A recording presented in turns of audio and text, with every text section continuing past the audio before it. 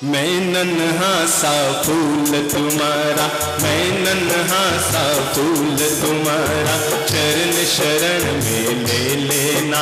अजी मैं नन्हा सा फूल तुम्हारा, चरण शरण में ले लेना। मैं चरणों की धूल तुम्हारी, छूकर पाप दूर करना। मैं चरणों की धूल तुम्हारी, छूकर पाप दूर करना। मैं नन्हा सा फूल तुम्हारा, चरण शरण में ले लेना। अजी मैं नन्हा सा फूल तुम्हारा, चरण शरण में ले लेना। मैं चरणों की धूल तुम्हारी, छूकर पाप दूर करना। मैं चरणों की धूल तुम्हारी, छूकर पाप दूर करना। जय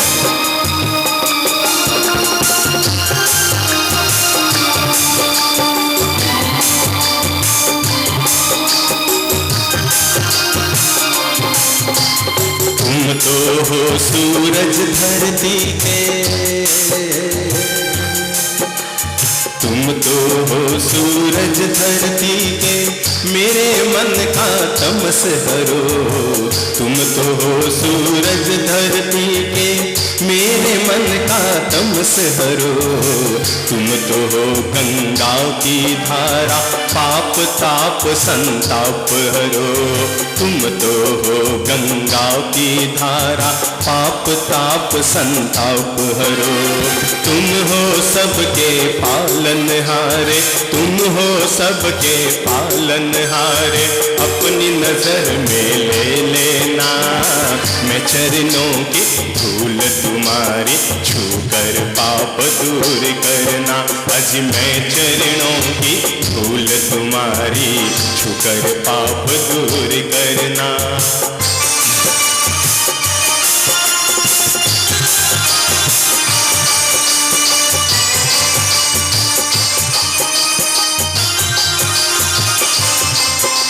मुझे न आता जीवन जीना, मुझे न आता जीवन जीना, जीने का पथ दिखलाना। गुरु का काम क्या है जीवन में?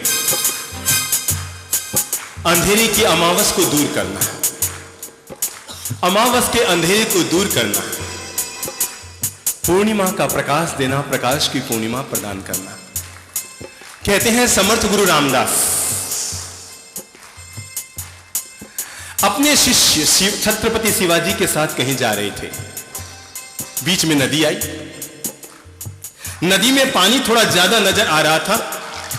तो समर्थ गुरु रामदास ने अपने शिष्य छत्रपति शिवाजी से कहा कि बेटा तुम रुको, मैं आगे जाता हूं, पहले देख के आता हूं नदी में पानी कितना गहरा है, कोई संकट तो नहीं है, कहीं कोई डूबने की गुंजाइश तो नहीं है। मैं नदी के उस पार जाऊंगा और तुम्हें हाथ से इशारा करूंगा, तब तुम भी आ जाना, तब तक तुम यहीं खड़ा रहा। छत्रपति शिवाजी ने सोचा मतलब गुरुवर अपने प्राण संकट में डालकर आगे जा रहे हैं। कहा नहीं गुरुवर ऐसा नहीं होगा, मैं जाऊंगा, पहले मैं जाऊंगा, नदी में पानी कितना है मापता हुआ उस पार चला जाऊंगा, और लगेगा रास्ता बिल्कुल निष्कंटक है तो मैं आपको हाथ से इशारा कर दूंगा, आप भी उसी रास्ते नदी पार करके आ जाना। समर्थ गुरु रामदास ने कहा नहीं बेटा पहले मैं जाऊंगा। शिवाजी अड़ गए कि प्रभु मैं जाऊंगा। समर्थ गुरु रामदास ने कहा कि पहले एक साफ कर, तू गुरु कि मैं गुरु?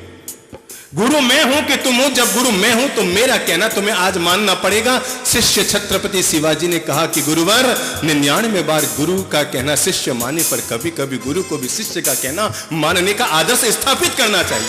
आज तो मैं ही जाऊंगा। और अड़ गए छत्रपति शिवाजी। तो समर्थ गुरु रामदास ने कहा चल जा, अगर ऐसा ही जाना है तो जा, तेरी मर्जी, डूब मत। गुस्सा आ गया और वो आगे निकले।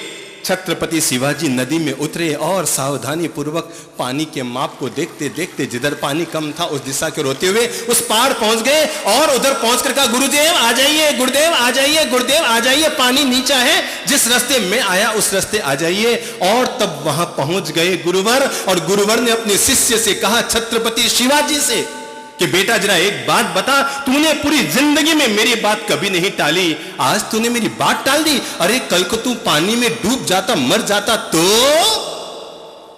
छत्रपति शिवाजी ने कहा कि गुरुवर, अगर मैं पानी में डूबकर मर जाता तो कोई दिक्कत नहीं, आपकी यह हैसियत है कि आप मुझ जैसे 100 शिवाजी को पैदा कर सकते हैं। आपकी यह हैसियत है कि आप मुझ जैसे 100 शिवाजी को पैदा कर सकते हैं, लेकिन मेरी यह हैसियत नहीं कि मुझ जैसे 100 शिवाजी मिलकर भी एक गुरु रामदास को पैदा कर सके। मैं नन्हा सा फूल तुम्हारा चरण शरण में ले लेना, अजी मैं नन्हा सा फूल तुम्हारा चरण शरण में ले लेना। मैं चरणों की धूल तुम्हारी छूकर पाप दूर करना, छूकर पाप दूर करना। मुझे न आता जीवन जीना, जीने का पथ दिखलाना। मुझे न आता जीवन जीना, जीने का पथ दिखलाना। निर्गुणिया हूँ अपने गुण का, मुझ में दीप जला देना। निर्गुणिया हूँ अपने गुण का, मुझ में दीप जला देना। अज मेरी डोरी हाथ तुम्हारे, मेरी डोरी हाथ तुम्हारे, मुझको पार लगा देना। मैं चरणों की धूल तुम्हारी छूकर पाप दूर करना। मैं चरणों की धूल तुम्हारी छूकर पाप दूर करना।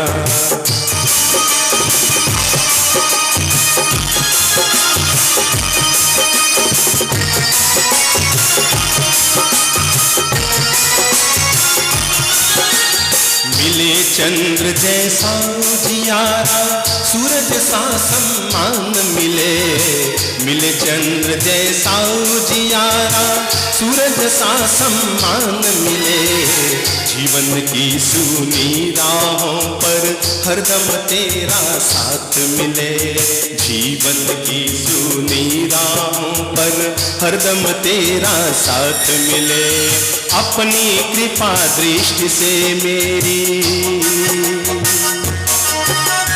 अपनी कृपा दृष्टि से मेरी खुशियों से झोली भरना। मैं चरणों की धूल तुम्हारी छूकर, छूकर अज छूकर पाप दूर करना। छूकर पाप दूर करना, छूकर पाप दूर करना, छूकर पाप दूर करना। सबके लिए मंगल प्रेम, दुआएं और शुभकामनाएं। मंगल प्रार्थना करता हूं आप लोगों के जीवन में खूब सुख शांति श्री सौभाग्य रहे। परम पिता परमेश्वर की दिव्य कृपा अपन सब लोगों पर सदा बनी रहे, ये मंगल कामना है। अपनी बात की शुरुआत एक बड़ी प्यारी सी मीठी सी घटना के साथ कर रहा हूं। कुछ घटनाएं इतनी प्यारी होती है कि जो काम 1 घंटे का प्रवचन और सत्संग नहीं कर पाता, कभी कभी एक छोटी सी कहानी वो काम कर जाया करती है। कहते हैं एक व्यक्ति की पत्नी का स्वर्गवास हो गया, उसकी पत्नी मर गई, बड़ा गम हुआ, पत्नी से बेहद प्यार करता था। पर पत्नी के जाने के बाद घर में 14 साल की उसकी बिटिया थी, और जब बिटिया को लगा कि मम्मी दुनिया से चली गई है और पापा बड़े मायूस होते जा रहे हैं, तो उसे लगा कि अब मुझे दोहरी भूमिका अदा करनी पड़ेगी, घर को भी संभालना पड़ेगा और मेरे प्यारे पापा को भी संभालना पड़ेगा। इधर पढ़ाई को भी मुझे संभालना पड़ेगा, पापा को भी संभालना पड़ेगा, घर को भी संभालना पड़ेगा। और छोटी सी नन्ही सी 14 साल की बच्ची ने इन तीनों ही दायित्वों को निर्वहन करना शुरू कर दिया। सुबह पापा जगते उससे पहले जगकर तैयार रहती। उनके लिए अगर नहाना है, सर्दी के मौसम में गर्म पानी, तौलिया, कपड़े सब बाथरूम में रखकर तैयार रखती। सुबह उठते ही अगर उनके चाय पीने की आदत थी तो पापा जगे उससे पहले किचन की साफ सुथराई करके चाय तैयार कर लेती। और तो और स्कूल से इस तरह अपना समय व्यवस्थित करती कि नौकर घर में था, पर पापा के लिए तो रोटी वो खुद बनाती, अपने हाथ से पापा को भोजन कराती। शाम को रात को पापा सोते तो पांव दबाना भी न भूलती। 24 घंटा उसकी जबान पर, उसके व्यवहार पर, उसकी बोलचाल में पापा पापा पापा पापा इतने प्यार से घुल गया कि वो व्यक्ति अपनी बेटी के लाड़ प्यार में इतना खो गया, इतना डूब गया कि वो अपने पत्नी के विरह को भी धीरे धीरे भूलने लग गया। पर संयोग की बात कि जो बेटी अपने पापा का इतना ज्यादा, जरूरत से ज्यादा ख्याल रखने लगी, एक दिन संयोग की बात उस बच्ची की भी तबीयत बिगड़ गई। इलाज कराया गया, लेकिन 24 घंटे के अंदर अंदर वो बच्ची भी राम को प्यारी हो गई। 24 घंटे के अंदर अंदर वो बच्ची भी राम को प्यारी हो गई। वो आदमी पत्नी के जाने के गम को तो बेटी के लाड़ प्यार दुलार में भूल गया, पर बेटी गई तो उसे लगा जैसे जीवन का सब कुछ चला गया, किस्मत ही हाथ से चली गई। रोटी छूट गई, चाय पानी छूट गया, घर से बाहर निकलना छूट गया, धंधा पानी छूट गया। 24 घंटे केवल कमरे में पड़ा रहता, जिंदगी काट रहा था। जब देखो बेटी की याद आती, सुबह चाय पीने का समय बेटी की याद आती, आंख भर आती। नहाने को बाथरूम में जाता, बेटी की याद आती, आंख भर आती। आंख में से आंसू निकल आते, रोटी सामने आती, बेटी की याद आती, आंख में आंसू आ जाते। और यूं हर पल 24 घंटे में 44 बार बेटी की याद आती और हर बार उसकी आंखें सजल हो जाती, आंखों में पानी निकल आता, आंसू झर आते। एक दिन की बात, रात को सोया था। ये तो उसे साफ साफ खबर नहीं थी कि वो अभी गहरी नींद में है, सपने में है, या जगह जगह सा है, पर जगह जगह सोए सोए सपने जैसी नींद में ही उसने आभास किया, सपने जैसी नींद में ही उसने आभास किया कि वो किसी देवलोक में चला गया है और वहां देवलोक में परियों की शोभा यात्रा चल रही है। खूब सारी छोटी छोटी नन्ही नन्ही सफेद कपड़े पहने हुए, सिर पे मुकुट लगाए हुए, हाथ में जलता हुआ दिया लिए हुए खूब सारी परियां शोभा यात्रा में चल रही है। और उन चलती हुई परियों के बीच ही देखा कि सबके हाथ में दिए जल रहे हैं, पर एक छोटी सी परी ऐसी है जिसका दिया बुझा हुआ है। उसे लगा जब सबके दिए जल रहे हैं तो क्यों न इसका भी दिया जला दूं। सो वह गया उस परी के पास और जाकर उसने माचिस की तीली जलाई, और जलाकर जैसे ही दिए के पास लेकर गया तो रोशनी में, तीली की रोशनी में देखकर वो अवाक रह गया। वह परी और कोई नहीं, उसकी अपनी कौन थी? बिटिया रानी थी। उसने कहा, बिटिया रानी तुम यहां? हाँ पापा, मैं दुनिया को छोड़कर आई तो परी लोक में आ गई, अब यहां जिंदगी जी रही हूं, उन परियों के साथ रह रही हूं। पापा को लगा मेरी बच्ची बहुत सुखी है, मतलब परी लोक में आ गई, इन परियों के बीच है। बड़ा खुश हुआ और कहा, बेटा जरा एक बात बताओ, तुम परी लोक में आ गई ये तो बहुत अच्छी बात है, पर जरा एक बात तो बताओ कि सबके दिए जल रहे हैं, तुम्हारा दिया बुझा हुआ क्यों है? क्या यहां स्वर्गलोक में तुम्हारे दिए को कोई जलाने वाला नहीं है? उस परी ने कहा, पापा जी मेरे दिए को भी रोज यहां जलाया जाता है, जैसे इन सबके दिए जल रहे हैं वैसे मेरे दिए को भी रोज जलाया जाता है, पर जलाने के बाद ये रोज बुझ जाता है। पापा ने कहा, मतलब क्यों बुझ जाता है?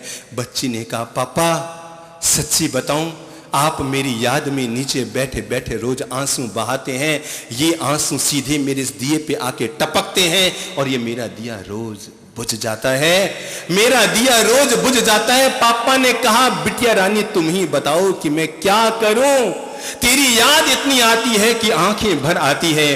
बिटिया ने, परी रानी ने कहा, पापा अगर आप चाहती हैं कि मेरा दिया हमेशा जिंदगी में जलता रहे तो केवल एक काम कीजिएगा, जब जब मेरी याद आए, जब जब मेरी याद आए एक मीठी सी मुस्कान लीजिएगा, वहीं बैठे बैठे मुझे मीठी सी पप्पी दीजिएगा और मेरे पापा मेरे नाम पर एक नेक काम कर दीजिएगा, मेरा दिया हमेशा जलता रहेगा। ये सुनते ही पापा मुस्कुरा उठे, ये सुनते ही पापा मुस्कुरा उठे और देखकर आश्चर्य हुआ, उनकी मुस्कान से जो बुझा हुआ दिया था वो क्या हुआ? जल पड़ा। उनकी मीठी मुस्कान से जो दिया बुझा हुआ था वो जल पड़ा। हमारी जिंदगी ऐसी है। दुनिया में कौन आदमी ऐसा है जिसकी जिंदगी में कभी खुशियां नहीं आती? जिंदगी में कौन आदमी दुनिया में ऐसा है जिसकी जिंदगी में कभी गम नहीं आते? खुशियां और गम ये तो जिंदगी में बारी बारी चलते रहते हैं। जिंदगी में उठा पटके बारी बारी चलती रहती हैं। हर आदमी की जिंदगी में सुख के भी दिन आते हैं, हर आदमी की जिंदगी में दुख के भी दिन आते हैं, हर आदमी की जिंदगी में मिलन के भी दिन आते हैं, हर आदमी की जिंदगी में विरह के भी दिन आते हैं। जिंदगी है मेरे भाई, इस जिंदगी में उठा पटके तो हमेशा चलती ही रहेगी। जिंदगी है, जिंदगी में उठा पटके तो हमेशा चलती रहेगी। ये आदमी के हाथ में है कि आदमी अपने जीवन के स्तर को कितना ऊंचा उठाता है और जीवन के स्तर को कितना नीचे गिराता है। आपको पता है इस दुनिया में देव हमेशा देव रहते हैं। अपने देव जीवन में देव न तो कभी इंसान बनते हैं न कभी जानवर बनते हैं। देव हमेशा देव रहते हैं। और जितना सच ये है, जानवर भी अपने पूरे जीवन में जानवर ही रहते हैं, कभी इंसान नहीं बन पाते। हम किसी गधे को नहीं कहते अरे भैया ये तो आदमी है, आदमी कभी कहते हैं। कभी देव को हम नहीं कहते कि ये तो इंसान है, इंसान। लेकिन आप जानकर आश्चर्य करेंगे, देव हमेशा अपने जीवन में देव रहते हैं, जानवर हमेशा अपने जीवन में जानवर रहते हैं, पर एकमात्र इंसान है। कभी हम दुनिया से जाने के बाद किसी को कहते हैं अरे भाई वो इंसान नहीं, वो तो देवता था, देवता। कहते हैं कि नहीं? किसके लिए कहते हैं? किसके लिए? इंसान के लिए। और हम कभी किसी इंसान के लिए कहते हैं अरे वो एक नंबर का गधा। यानी आदमी ही जानवर बना, आदमी ही भगवान बना, कुछ भी वर्ग नहीं है जिंदगी में। अच्छा एक बात बताओ, भगवान को इंग्लिश में क्या कहते हैं? कौन बताएगा? सब एक साथ बताओ, भगवान को इंग्लिश में क्या कहते हैं? गॉड। स्पेलिंग बोलिए तो GOD। एक और उल्टा बोलिए तो? कुछ फर्क हुआ? कुछ फर्क लगा गॉड में और उसको उल्टा बोलने में? जिंदगी ऐसी है, आदमी चाहे तो अपनी जिंदगी को गॉड बना सकता है। आदमी चाहे अपनी जिंदगी को अगर पलट ली, उसने जिंदगी की बाजी पलट मारी और सही रास्ते न चल पाया, तो जो GOD था वो DOG बनने में ज्यादा वक्त नहीं लगता। अगर इंसान चाहता है मैं अपनी जिंदगी को खुशियों से जी लूं, तो पहली बात तो याद रखना मेरे भाई, जिंदगी में सुख भी आते हैं, जिंदगी में दुख भी आते हैं, जिंदगी में लाभ भी होता है, जिंदगी में हानि भी होती है, जिंदगी में मिलन भी होता है, जिंदगी में विरह भी होता है। सीधी सादी बात है, जो सूरज उगता है उसे डूबना भी पड़ता है। सीधी सादी बात है। सुख दुख दोनों बदलेंगे। कैसे? समझिए कि हमारे घर में दिल्ली से 6 महीने में पहली बार चाचा जी आए। चाचा जी आए और हमने उनके लिए भोजन की तैयारी की। 6 महीने में पहली बार आ रहे हैं। क्या आप उन्हें वही खाना खिलाएंगे जो रोज खाते हैं या फर्क करेंगे? क्या करेंगे? उन्हें वही खाना खिलाएंगे या फर्क करेंगे? क्या फर्क करेंगे? आज मिठाई भी बना लेंगे, चाचा जी आ रहे हैं। आज चाचा जी आए, मिठाई भी बना लेंगे, एक नमकीन भी मंगा लेंगे, 2 तरह की सब्जी और बढ़वा लेंगे, दाल चावल भी बना लेंगे। आज चाचा जी आ रहे हैं। चाचा जी आए, हमने आओ भगत की, चाचा जी खाना खा के चले गए और जाते समय हमारे बच्चे के हाथ में 500 का नोट पकड़ा कर चले गए। घर की बहुरानी ने सोचा भगवान करे ऐसे चाचा जी रोज आए जो 100 का खाए और 500 देकर जाए। क्या चाहेंगे? ऐसे चाचा जी रोज आए जो 100 का खाएं और 500 देकर जाएं। अगले दिन आया जवाई। सोचो अब क्या होगा आगे। पहले दिन कौन आए थे? पहले दिन कौन आए थे? चाचा जी। अगले दिन कौन आया? जवाई। क्या वही भोजन बनाएंगे चाचा के लिए बनाया था या कुछ एक्स्ट्रा? क्या करेंगे? क्या करेंगे? सोचिए क्या करेंगे? बहनों क्या करेंगे? वही एक मिठाई या कल का बचा हुआ रसगुल्ला आज खिलाएंगे? क्या करेंगे? एक्स्ट्रा मिठाई। चाचा जी के लिए 1 मिठाई, जमाई के लिए 2 मिठाई। चाचा जी के लिए 2 सब्जी, जमाई के लिए 4 सब्जी। चाचा जी ने अपने आप खाया, जमाई को मनुहार कर करके खिलाया। चाचा जी ने 100 का खाया और 500 देकर गए। जमाई जमड़े ने 200 का खाया। कितना देके गया? 1000 लेके चला गया। 200 का खाया, 1000 लेके चला गया। जरा आप ही बताइए कि हम ज्यादा सम्मान किसका करते हैं, चाचा जी का या जमाई का? ज्यादा सम्मान किसका करते हैं? बस जीवन भर याद रखने की बात है। जीवन में सुख आए तो समझो चाचा जी आए हैं, कहिए वेलकम, और जीवन में दुख आए तो समझिए जमाई आया है, कहिए मोस्ट वेलकम।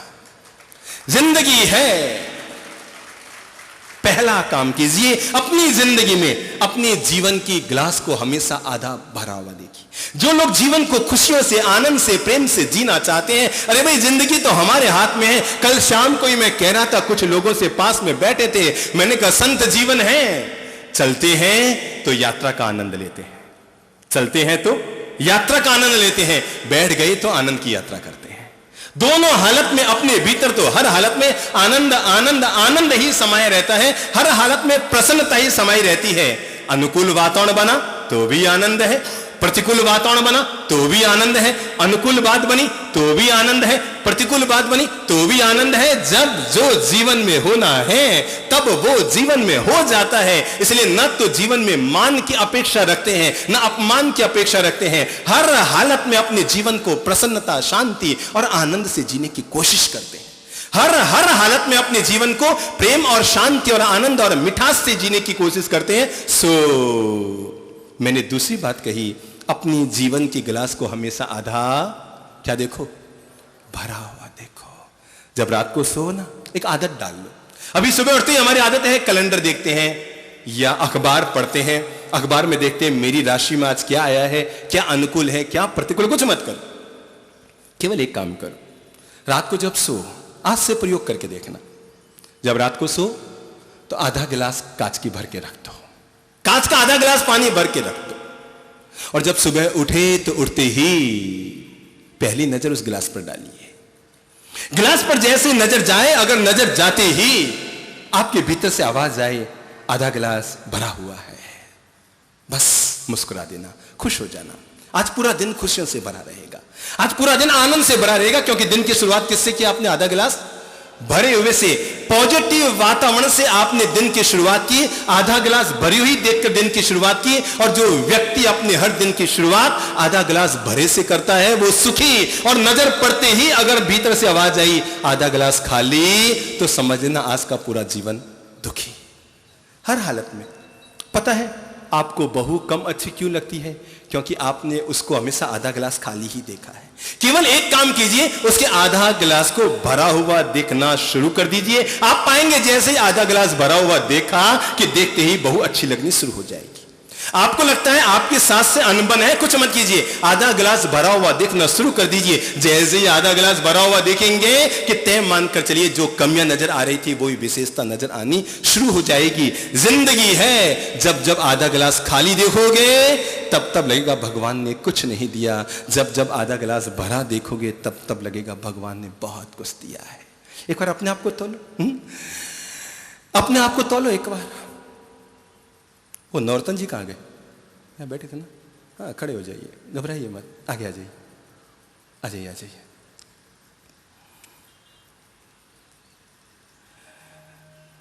अच्छा जरा बताइए कि इस शहर में आप थोड़े अमीर कहलाते हैं ना?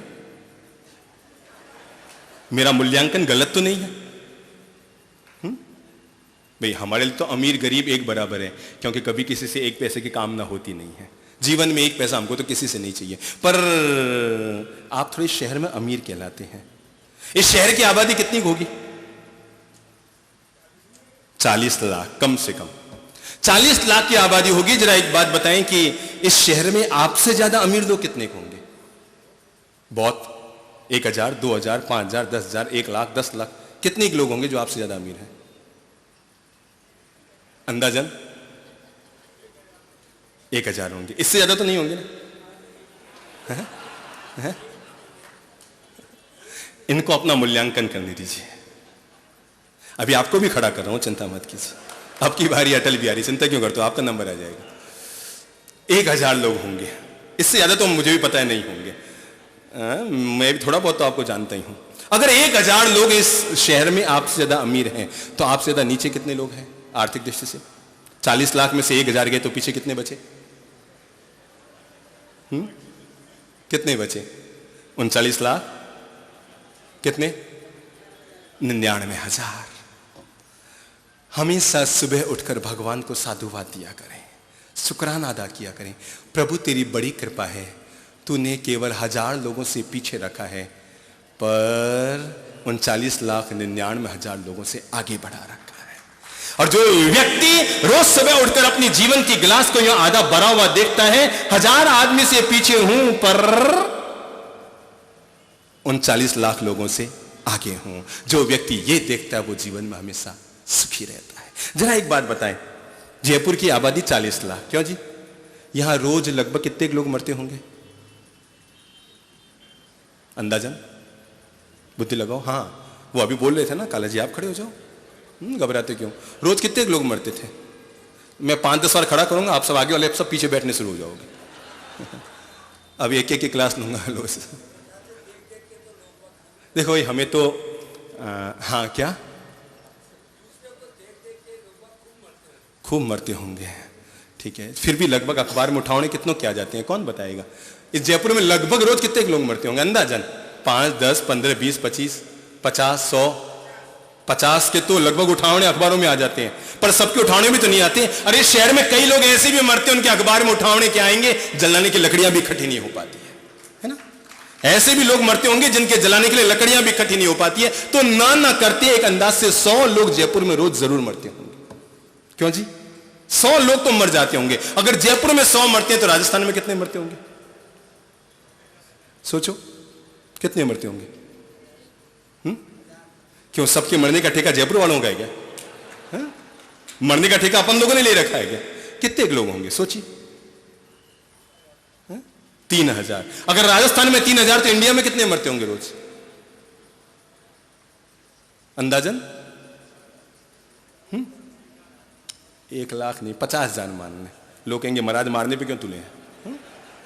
अगर राजस्थान इंडिया में 50 मरते हैं तो दुनिया में सोचो, अब सोचो दुनिया में लगभग कितने मरते होंगे? 1 लाख लोग तो मानेंगे। पक्के पक्के पक्के हाथ जोड़िए, सब लोग हाथ जोड़ लीजिए, कमर सीधी कर लीजिए, पलके झुका लीजिए, भगवान को अपने प्रणाम और शुक्राना समर्पित कीजिए। भगवान तेरी बड़ी कृपा है, रोज 1 लाख लोगों को ऊपर उठाता है, पर हमारा नंबर फिर भी नहीं आता है ना? क्यों जी? शुक्राना अदा करने वाली बात है ना? रोज 1 लाख लोग ऊपर जाते हैं, पर मेरा और आपका नंबर अभी भी नहीं आता है। विराजिए प्रभु, तब बहुत सुखी है ना, बहुत सुखी है ना। बस भगवान से प्रार्थना किया करो, भगवान शुक्राना अदा किया करो। जिंदगी है ये हमारे हाथ में है, हम अपने जीवन में कितने सुखी राम रहते हैं, कितने दुखी राम रहते हैं। बहुत सारे सुख दुख हम अपने हाथों पैदा करते हैं। मैंने कहा आधा गिलास, क्या देखो अभी थोड़े दिन पहले की बात, हम जोधपुर के संबोधि धाम में थे। एक नई शादी करके लड़का लड़की आए थे, बैठे मेरे पास। लड़का थोड़ा दिखने में हैंडसम था और लड़की थोड़ी सांवली भी थी, नाक नक्श भी ज्यादा अच्छा नहीं था, थोड़े यहां दाग वाग भी थे। लड़की मुझसे आराम से, वो बहू नई शादी की थी, मुझसे बातचीत कर रही थी। पता नहीं लड़का पास में बैठा बैठा या मुंह लटकाए उदास हताश निराश बैठा था। जब लड़की इधर उधर चली गई तो मैंने उससे कहा, मैंने कहा भाई तेरी शादी को अभी तक 15 दिन भी नहीं हुए हैं और ये तुम मुंह लटकाए हुए उदास चेहरे को लटकाए हुए क्यों बैठा है? उसने कहा महाराज क्या बताऊं, बहुत दुखी हो गया हूं, ये शादी करके बहुत दुखी हो गया हूं। मैंने कहा क्यों? कि ये लड़की मुझे फूटी आंख नहीं सुहाती, जिससे मेरी शादी हुई मुझे फूटी आंख नहीं सुहाती। पता नहीं पापा ने जिद करके शादी कर दी, हाँ भर दी, मैंने फेरे भी खा लिया और शादी के बाद मेरा पता नहीं इसके साथ मन ही नहीं लग रहा है। ये इतनी तो काली है, इतनी सांवली है, नाक नक्श ऐसा है, फिर ऊपर से दाग और है, मुझे बिल्कुल पसंद नहीं। मैं उसके पास गया, मैंने सिर पे हाथ फेर कर कहा, मैंने कहा देख भाई भगवान को शुक्राना अदा करो। उसने कहा काहे का शुक्राना अदा करूं? मैंने कहा दुनिया में कोई भी आदमी ऐसा होता है क्या जो ये चाहता हो कि उसकी पत्नी पर कोई गलत नजर डाले? कोई आदमी चाहता है कि उसकी पत्नी पर कोई गलत नजर डालेगी? नहीं सब। मैंने कहा भगवान को साधुवाद शुक्राना अदा कर, भगवान ने तुम्हें ऐसी पत्नी दी इस पर कोई भी गलत नजर नहीं डालेगा। भगवान ने तुम्हें ऐसी पत्नी दी है, कोई भी गलत नजर नहीं डाला। वो कौन सा कम था? उसने कहा महाराज मैं खुद भी नहीं डालूंगा, दूसरा क्या डालेगा? जिंदगी आधा गिलास पानी है, चाहो तो इसे भरा देखो, चाहो तो इसे खाली देखो। हम दुखी तब नहीं होते जब हमारे पास धन नहीं होता है, हम दुखी तब होते हैं जब हम आधा गिलास खाली देखते हैं। हम सुखी तब होते हैं जब हम अपने जीवन की आधा गिलास भरी हुई देखते हैं। कुछ मत कीजिए जीवन में खुशियों को बटोर कर रखने के लिए, पहले मंत्र का प्रयोग कीजिए अपने जीवन में, और वह है हमेशा हमेशा अपने जीवन की आधा गिलास क्या देखेंगे, क्या देखेंगे, भरा हुआ देखेंगे। बहू रानी की आधी गिलास भरी हुई देखेंगे, सासू मां की आधी गिलास भरी हुई देखेंगे। जिंदगी में जब जब आधा गिलास भरा हुआ देखेगा इंसान, आपको बताओ, मैं जब 20-25 साल का था तो मेरे सिर के बाल उड़ने लग गए, और जब 30 साल का हुआ तो सारे सिर के बाल उड़ गए। तो मेरे संत जन, साधु साध्वी जन, करीबी लोग रोज मुझे कहते हैं, महाराज साहब गजब, गुरुदेव आपके गजब, सिर के बाल उड़ गए, आपके तो बहुत जल्दी उड़ गए, 25-30 साल में उड़ गए। अरे मैंने कहा भगवान जो करता है सो अच्छा ही तो करता है। कहने लगे क्यों? अरे मैंने कहा जरा एक बात बताओ, आपको पता है ये सारे बाल हम लोग हाथ से तोड़ते हैं, अब आने वाला ना पर्यूषण, तो सारे बाल, सिर के बाल, मूछ के बाल, दाढ़ी के बाल हाथ से तोड़ेंगे। मैंने कहा देखो भगवान की कितनी कृपा है, भगवान जो करता है सो अच्छा करता है। मुझे हर साल अपने सिर के बालों की लोच करनी पड़ती है, भगवान ने कितनी व्यवस्था कर दी, 90% लोच तो खुद ही कर दी, 10% में मामला मैं सलटा देता। हर हालत में अपने जीवन में जो घटना घटित हो जाए, हर हालत में जीवन जो व्यवस्था मिल जाए, उस व्यवस्था का मान मिले तो मान में भी आधा गिलास भरा देखो, अपमान मिले तो अपमान में भी आधा गिलास भरा देखो, कहीं माला मिली तो माला में भी आधा गिलास भरा देखो, और कहीं पर बैठने को जमीन मिली तो उसमें भी आधा गिलास भरा देखो। अपमान उसका होता है जिसके भीतर मान की कामना होती है। मुझे कोई कहे तो मुझे तो जमीन पर बैठना बहुत अच्छा लगता है। आपको पता है हम केवल प्रवचन देने आते हैं तब पट्टे पर बैठते हैं, शायद पूरे देश में हम ही ऐसे संत हैं, लोग हमें टोकते भी हैं कि साहब आपको गुरु हैं, आपको पट्टे पे बैठना चाहिए, ऊपर बैठना चाहिए, चौकी पर बैठना चाहिए। हमारी एक आदत है, जब प्रवचन देती है तो मजबूरी है, बाकी मेरी इच्छा होती है आप सबको मंच पर बैठाऊं और मैं जमीन पे बैठ के प्रवचन दूं, और ज्यादा मजा आता है। पर मजबूरी है कि सबको चेहरा नजर आए, इसलिए ऊपर बैठते हैं, चौकी पर बैठते हैं, बाकी जमीन पर बैठना बहुत अच्छा लगता है। एक बात दिलो दिमाग में उतरी हुई है, जो जमीन पर बैठता है वो जमींदार होता है, जो चौकी पर बैठता है वो चौकीदार होता है। आप बन गए जमींदार और हमको बना दिया चौकीदार। तो अपन को तो जमीन पे बैठना बहुत अच्छा लगता है। अपमान जीवन में उसका होता है जो जीवन में सम्मान की भावना रखता है। हर हालत में जो व्यवस्था मिले, जैसी व्यवस्था मिले, हर हालत में आधा गिलास, आधा गिलास, आधा गिलास भरा हुआ देखो। जो मिला, जैसा मिला, एक बात हमेशा विश्वास रखिए, ऊपर वाले की गजब की व्यवस्था है। भले ही हमारे भाग्य के कारण जिंदगी में 99 द्वार क्यों न बंद हो जाए, पर विश्वास रखिए वो 99 द्वार बंद करता है, फिर भी एक द्वार खुला रहता है। 99 बंद द्वारों को देखकर जिंदगी में रोते रहना, इसका नाम है आधा गिलास खाली देखना। और 100वें खुले द्वार को देखकर आगे कदम बढ़ाना, इसका नाम है आधा गिलास भरा हुआ देखना। मैंने कहा हर हालत में अपने जीवन के गिलास को आधा क्या देखिए, क्या देखिए, भरा हुआ देखिए। विश्वास रखिए भगवान जो करता है सो अच्छा करता है। सुना है ना सबने, हमने बचपन में अपने माता पिता से सुना है, भगवान जो करता है सो अच्छा करता है। हालांकि सब जगह ये बात लागू नहीं होती। सासू मां मंदिर गई दर्शन करने, रास्ते में गिर पड़ी, घुटना टूट गया। बहू पहुंची, सासू ने कहा अरे देख बेटा देख मेरा घुटना टूट गया, और बहू ने कहा मम्मी क्यों उदास होते हो, भगवान जो करता है सो। तो हर जगह तो ये ठीक नहीं है, पर एक बात विश्वास रखिए, या तो नंबर 1 भगवान जो करता है सो अच्छा करता है, और या फिर जिंदगी की आधी बातें ऐसी होती है जिनके लिए हम ये कह सकते हैं जिंदगी में वही करता है जो जीवन में होना होता है। चलिए मैं आपको वो घटना याद दिलाऊं जो हमने बचपन में सुन रखी है, अपन सब ने, और शायद हम में से अधिकांश लोगों ने सुन रखी होगी। और वो घटना है राजा का अंगूठा कटने वाली कहानी। किस किस ने सुनी, किस किस ने सुनी है? मम्मी पापा से सुनिए। राजा का अंगूठा कटने वाली कहानी सीधी सादी कहानी है। एक राजा का कटा अंगूठा, मंत्री पहुंचा पास में, राजा दर्द से करा रहा था। मंत्री ने कहा महाराज इतने क्यों दुखी होते हैं? अरे आखिर भगवान जो करता है अच्छे के लिए करता है। भूल से मुंह से निकल गया मंत्री के, राजा ने इतने क्यों दुखी हो रहे हैं? भगवान जो करता है सो अच्छा करता है। और ये सुनते ही राजा हो गया आग बबूला। बड़े से बड़ा संत अगर गिर जाए और हम कह दें कि महाराज इतने क्यों दुखी होते हो, भगवान जो करता है सो तेरे को पीछे पड़ जाएगा वो भी। और वो राजा को भी आया गुस्सा, उठाकर मंत्री को कारागार में डाल दिया। मंत्री को उठाकर कारागार में डाल दिया। मंत्री गया कारागार में, इधर राजा गया 15-20 दिन बाद जंगल में घूमने, रास्ता भटक गया, रास्ता भूल गया और आगे चला गया। घोड़ा भी छूट गया, जंगल में और जंगल में और जंगल में पहुंच गया। जैसे जैसे रास्ता खोजता जाए वैसे वैसे रास्ता भटकता चला गया और परिणाम निकल कर आया कि चलते चलते चलते चलते आदिवासियों के इलाके में पहुंच गया। आदिवासियों के दल ने राजा को घेर लिया। राजा को घेर लिया गया और पकड़ लिया गया। राजा ने बहुत कहा कि मैं राजा हूं, राजा हूं। आदिवासियों का चल चल, हम सब राजा हैं अपनी बस्ती के। पकड़ कर ले गए। आदिवासियों को किसी काम के लिए एक पुरुष की बलि देनी थी। उन्हें लगा कि ये खूबसूरत इंसान है, इसी की बलि दी जाए, और बलि की तैयारी हो गई। राजा के बलि की तैयारी भी हो गई। नहला धुला कर पूजा वूजा करके देवी के सामने बलि की तैयारी हो गई। पुरोहित आ गया, जल्लाद आ गया, छुरा उठा लिया गया। और जैसी ही बलि दी जाने वाली थी कि आदिवासियों के पुरोहित ने कहा कि गजब, इसकी बलि नहीं दी जा सकती, देवी नाराज हो जाएगी, क्योंकि इसका अंगूठा कटा है। जिसका अंग भंग होता है उसकी बलि नहीं दी जा सकती। और कहते हैं राजा को छोड़ दिया गया। चलता चलता चलता चलता भटकता भटकता राजा पहुंचा वापस अपने नगर में। और नगर में पहुंचते उसे लगा यार मंत्री ने बिल्कुल सही कहा, भगवान जो करता है सो अच्छा करता है।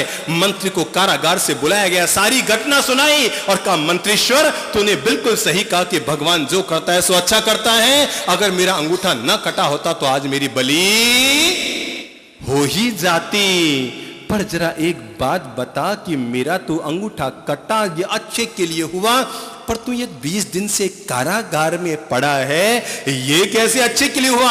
अरे मंत्री ने कहा महाराज ये तो और भी अच्छे के लिए हुआ। कहा मतलब? अरे महाराज जरा सोचो, अगर आपने मुझे कारागार में न डाला होता तो हम दोनों हमेशा एक साथ घूमने के लिए जाते हैं। अगर आपने मुझे कारागार में न डाला होता तो हम दोनों एक साथ घूमने जाते हैं, अपन दोनों पकड़े जाते राजन। सोचो आगे क्या होता। अपन दोनों पकड़े जाते राजन, पर आपका तो अंगूठा कटा था सो आप तो बच जाते, पर बलि का बकरा भगवान जो करता है सो अच्छा। जिंदगी भर के लिए याद रखिए, भगवान जो करता है सो अच्छा करता है। इसलिए उसकी व्यवस्था में जिस दिन हमने नगर में प्रवेश किया था उसी दिन एक बात कही थी कि जीवन में विपत्ति आ जाए तो कभी हताश मत होइए, उदास मत होइए, विश्वास रखिए। दूध फटने पर वे ही लोग उदास होते हैं जिन्हें जिंदगी में रसगुल्ले बनाने नहीं आते। दूध फटने पर वे ही लोग उदास होते हैं जिन्हें जिंदगी में रसगुल्ले बनाने नहीं आते हैं। इसलिए हर हालत में हर हालत में हर हालत में अपनी जिंदगी में जो व्यवस्था मिल जाए उसे प्रेम से स्वीकार कीजिए। नंबर 3, जीवन को खुशियों से भरकर रखने के लिए तीसरा बिंदु देना चाहूंगा, वो है हर हालत में अपने स्वभाव को सॉफ्ट रखिए। कैसा? सॉफ्ट, सरल। सरल स्वभाव का व्यक्ति हमेशा दूसरों के दिलों में उतरता है। और याद रखिएगा, टेढ़े स्वभाव का आदमी हमेशा दूसरों के दिलों से उतरता है। देखिए आप, ये दिल है, टेढ़ा आदमी दिल में उतरेगा कि दिल से उतरेगा? क्या होगा? दिल में उतरेगा कि दिल से उतरेगा? टेढ़ा आदमी क्या होगा? अरे मेरे भाई, सीधे सरल आदमी को तो पड़ोसन भी पसंद करने लग जाती है और टेढ़े मिजाज वाले आदमी को घरवाली भी पूरी पसंद नहीं करती है। सीधा आदमी है तो पड़ोसन के दिल में भी जगह बना लेता है, और टेढ़ा आदमी तो अपने घर वालों के दिल में भी जगह बनाने में सफल नहीं होता। आपको पता है, हर महिला दिन में एक बार बहुत ध्यान से घड़ी देखती है। जिसका पति बड़ा शांत स्वभाव का है, प्रेम से जीने वाला है, उसकी पत्नी शाम को जैसे ही 6, 6:30, 7 बजते हैं घड़ी देखती है। क्या बात है, 6:30 बज गए वो अभी तक नहीं आए? क्या बात है, 7 बज गए वो अभी तक नहीं आए? 6:45 बज गए अभी तक नहीं आए? 7:30 बज गए अभी तक नहीं आए?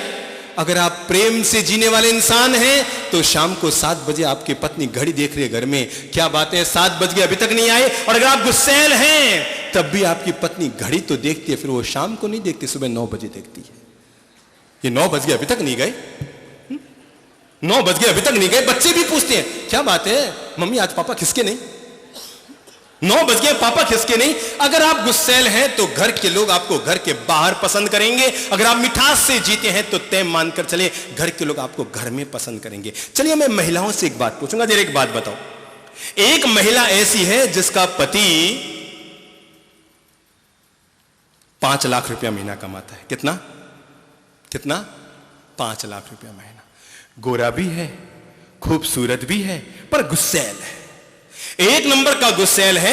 जब देखो तब बीवी के गाल पर चांटा टिका देता है, 4 लोगों के बीच पत्नी का अपमान करता रहता है। जब देखो तब घर में पी पिवा कर आ जाता है, हमेशा उसके पियर वालों का अपमान करता है। हमेशा जब देखो तब झगड़ता रहता है, चीं चां करता रहता है, घर के माहौल को बिगाड़ता रहता है। पर कमाता कितना है?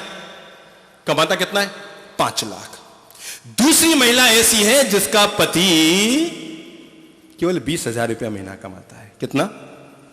20,000 रुपया महीना कमाता है, पर बहुत शांत स्वभाव का है। खूबसूरत तो नहीं है, पर बड़ा शांत स्वभाव का है। पत्नी के पीहर वाले आए तो बड़ा सम्मान से पेश आता है। अगर पत्नी का सिर दुखे तो विक्स की मालिश भी कर देता है। अरे और तो और 4 लोगों के बीच अपनी पत्नी को हमेशा आप कह के बुलाता है, और जब देखो तब हमेशा अपनी पत्नी के लोगों के बीच में तारीफ करता रहता है। पर कमाता कितना है? 20,000। सारी महिलाएं जरा एक स्वर से बताओ तो कि दोनों में ज्यादा सुखी कौन? कौन? पुरुषों तक आवाज पहुंचा दो, कौन? सुन लिया आप लोगों ने? पुरुषों का वहम पलता है, हम 5 लाख कमाते हैं, जो चाहे सो करें, पत्नी को काम आएंगे। पर विश्वास रखना, एक महिला को खूबसूरत 5 लाख का पति कम पसंद होता है, पर शांत स्वभाव का सांवला पति ज्यादा पसंद होता है। तो अपनी जिंदगी में चलो, मैं अगर कहूं बहन जी आप खड़े होइए, तो बहन जी आप खड़े होइए, सबसे आगे वाले, हाँ खड़े हो जाइए। क्या नाम है आपका? क्या नाम है? कुसुम जी। ठीक है, आप बहुत अच्छा गाती है ना, एक दिन यहां भी गवाएंगे आपसे। जरा एक बात बताइए कि आप अभी खड़े हो और मैं कहूं बहन जी आपकी साड़ी बहुत सुंदर है, बिल्कुल टनाटन है, अरे वाह लीक से हट कर है, बहुत सुंदर लग रही है, आपकी साड़ी बड़ी खूबसूरत है, तो इसमें किसकी तारीफ हुई है? साड़ी की है, जिसने साड़ी बनाई उसकी। क्यों जी, किसकी तारीफ हुई? पास वाले बहन जी आप खड़े होइए, आप खड़े हो जाइए, घबराइए मत। और मैं ये वाले बहन जी को देख कर कहूं कि आपके जो गले में हार पहना हुआ है ना, वो हार बड़ा खूबसूरत है। किसकी तारीफ हुई? किसकी तारीफ हुई? हार की, या जिसने हार बनाया उसकी। ये वो एन की सेठी कहां गए? एन की सेठी कहां गए? आए नहीं है क्या? ठीक है कोई बात नहीं, आए उसका भी भला, ना आए उसका भी भला। किसको कहूं खूबसूरत? कौन नजर आ रहा है आप में? कौन है आप में खूबसूरत? कौन है? हाँ भाई साहब आप खड़ी हुई थे, चश्मे वाले भाई साहब, आपके पीछे वाले थोड़े खूबसूरत बन के आए हो। जरा बताएंगे कि अगर मैं आपको कहूं कि आप बड़े खूबसूरत हैं, आपका चेहरा बहुत सुंदर है, तो किसकी तारीफ हुई? माँ बाप की तारीफ हुई। मैं आपको बताऊं आप गोरे क्या है? मैं बताऊं, आपका गोरा होने में आपका कोई हाथ नहीं है आपका हाथ? साबुने घिस घिस के गोरे हुए, तो मुझे भी वो नाम बताओ। आप इसलिए गोरे हैं, या तो आपकी मम्मी गोरी या पापा गोरे। तो मैंने अगर कहा आप बड़े खूबसूरत हैं, तो किसकी तारीफ हुई? मम्मी पापा की तारीफ हुई। ये बहन जी की साड़ी की तारीफ में साड़ी बनाने वाली की तारीफ हुई। ये बहन जी के गले के हार में जिसने हार बनाया उसकी तारीफ हुई। ये जो कपड़े सुंदर पहन कर आए और खूबसूरत चेहरा लेकर आए हैं, बालों को टनाटन करके आए, अगर मैं इनको कहूं कि आपके चेहरा बड़ा खूबसूरत है, तो किसकी तारीफ हुई? किसकी तारीफ हुई? माँ बाप की तारीफ हुई। आप में से किसी की आपकी तारीफ ना हो पाई, पर कैलाश जी खड़े हुए तो जोधपुर के विधायक आए। अगर मैं इनको कहूं कि भाई साहब आपका स्वभाव बहुत सुंदर है, क्या कहूं? आपका स्वभाव बहुत सुंदर है, तो किसकी तारीफ हुई? किसकी तारीफ हुई? ये किसकी तारीफ हुई? आदमी की खुद की तारीफ हुई। जिंदगी में उन चीजों से अपने आप को मत सजाओ जिनकी तारीफ होते समय किसी और की तारीफ होती हो। जिंदगी में उन गुणों से अपने आप को सजाओ जिनकी तारीफ में तुम्हारी खुद की तारीफ होती। विराज, ऐसे गुणों को जीवन में आत्मसात करो। मैंने अगर कहा कि स्वभाव बहुत सुंदर है, देखो भाई दुनिया में 2 ही रंग होते हैं, या तो काला या फिर गोरा। अगर कोई गोरा है तो उसकी खासियत नहीं, अगर कोई सांवला है तो उसकी कमजोरी नहीं। मैं काला हूं, मेरी कमजोरी है क्या? आप सांवले हैं, आपकी कमजोरी है क्या? कोई गोरा है तो गोरे की खासियत है क्या? दुनिया में दो ही तो रंग होते हैं। मैं तो एक बात कहा करता हूं, हर सुंदर आदमी को, हर गोरे आदमी को, आप में जितनी भी गोरी महिलाएं हैं ना, सारे संत अब तक आते कहते रहे ज्यादा कांच वाच मत देखो। मैं हर खूबसूरत महिला से कहूंगा, दिन में 10 बार कांच जरूर देखा करो, दिन में 10 बार आईना जरूर देखा करो। और हर सांवले और काले व्यक्ति से कहना चाहूंगा, दिन में 20 बार आईना देखा करो। गोरा आदमी जब जब भी कांच देखे, जब जब भी आईना देखे, गोरा आदमी जब जब भी आईना देखे, मन में संकल्प करे, जैसा भगवान ने मुझे चेहरा दिया है, मैं काम भी उतनी ही खूबसूरत करूंगा। समझ में आई? अगर आप खूबसूरत हैं, आईने में अपना चेहरा देखिए और संकल्प लीजिए, भगवान ने जैसा मुझे चेहरा दिया है, मैं काम भी उतना खूबसूरत करूंगा। मैं जब छोटा था ना, 10 साल का, आईने में बार बार चेहरा देखता और मेरा चेहरा ज्यादा सुंदर नहीं था। ये तो मुझे भी पता था कि मैं अगर बड़ा हो जाऊंगा और महाराज नहीं बनूंगा तो कोई गोरी महिला तो मुझे पसंद करेगी नहीं। मुझे पता था, मैं सांवला था, पर मुझे पता था कि अगर चेहरा सुंदर नहीं है तो कोई दिक्कत नहीं, पर मैं काम तो सुंदर कर सकता हूं। क्या करूं? काम तो सुंदर कर सकता हूं और जिंदगी में आगे बढ़ सकता हूं। जिंदगी में आगे बढ़ने में आदमी के चेहरे का सौंदर्य 10% भूमिका अदा करता है। जिंदगी में आगे बढ़ने में आदमी की काबिलियत 90% भूमिका अदा करती है। अब अगर कलाम साहब देश के राष्ट्रपति बने तो अपने खूबसूरत चेहरे के कारण नहीं बने, अपने खूबसूरत कार्यों के कारण बने।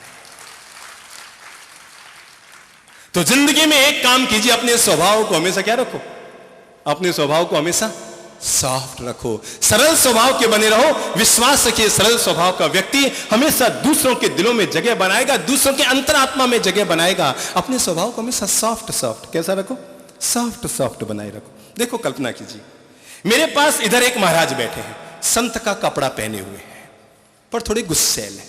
मेरे पास इधर एक व्यक्ति बैठा है, काली पैंट शर्ट पहना हुआ है, पर बहुत शांत स्वभाव का है। आप जरा बताएंगे, इन दोनों में दिखने में संत कौन है? कौन है जिसने संत के कपड़े पहन रखे हैं, पर हकीकत में संत कौन है? कौन है? कौन है? जिसने अपने स्वभाव को शांत कर रखा है। तो मैंने निवेदन किया कि हर हालत में अपने स्वभाव को सॉफ्ट बनाए रखिए। मेरे भाई ध्यान रखिए, दुनिया में महान वो नहीं होते जो अकड़ाई में जीते हैं, दुनिया में महान वो होते हैं जो विनम्रता में जीते हैं। अपने भीतर अपनी विनम्रता को हर हालत में आत्मसात करते रहिए। अपने भीतर अपने स्वभाव को हमेशा मीठा, मधुर, सरल, प्रेम से, मिठास से, शांति से भरा हुआ बनाए रखिए। आपका मिठास ही दूसरों के दिलों में आपके लिए जगह बनाता रहे। आपका प्रेम भरा स्वभाव ही दूसरों के दिलों में आपके लिए जगह बनाता रहे। हमेशा दूसरों के दिलों में भगवान से पूछा गया, मुझे कोई पूछे कि दुनिया के सबसे महान धर्म क्या होते हैं, तो इंसान का पहला धर्म होता है खुद से गलती हो तो माफी मांग लेना, और इंसान का दूसरा धर्म होता है दूसरों से गलती हो तो माफ कर देना। 2 धर्म कौन कौन से? खुद से गलती हो तो क्या करो? क्या करो? खुद से गलती हो तो माफी मांग लो, और दूसरे से गलती हो तो माफ कर दो। इससे बड़ा और कोई धर्म नहीं होता। मैं 3 तरह के शब्द कह रहा हूं, एक है भगवान, एक है इंसान, एक है शैतान। एक है भगवान, एक है इंसान, एक है शैतान। जरा बताएंगे इन तीनों में फर्क क्या है? कौन बताएगा? भगवान में, इंसान में, शैतान में क्या फर्क है? मैं बताऊं? अब मैं 3 वाक्य बता रहा हूं, आप ही बताएंगे कौन। एक व्यक्ति वो है जो भला करने वाले का भी बुरा कर रहा है। क्या है? भला करने वाले का भी बुरा कर रहा है। इन तीनों में कौन? सोच के बताइए, इन तीनों में कौन? कौन? एक स्वर से बोलिए, कौन? शैतान। एक व्यक्ति वो है जो भला करने वाले का भला कर रहा है। इन तीनों में कौन? पर एक व्यक्ति वो है जो बुरा करने वाले का भी, पता लगा इन तीनों में कौन? भगवान है। बस जिंदगी का मंत्र समझना हो तो इतना सा मंत्र समझ लो, वे व्यक्ति शैतान होते हैं जो भला करने वाले का बुरा करते हैं, वह व्यक्ति इंसान होता है जो भला करने वाले का भला करता है, लेकिन वह व्यक्ति धरती पर जीता जागता भगवान होता है जो बुरा करने वाले का भी भला कर दिया करता है।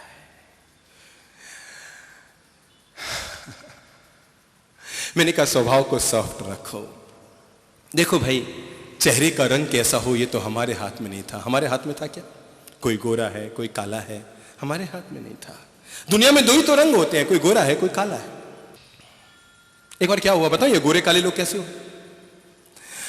एक बार भगवान जी को खाना बनाना पड़ गया। हुआ ये कि लक्ष्मी जी को, वो 3 दिन के लिए अलग होती है महिलाएं, तो एक बार लक्ष्मी जी भी हो गई।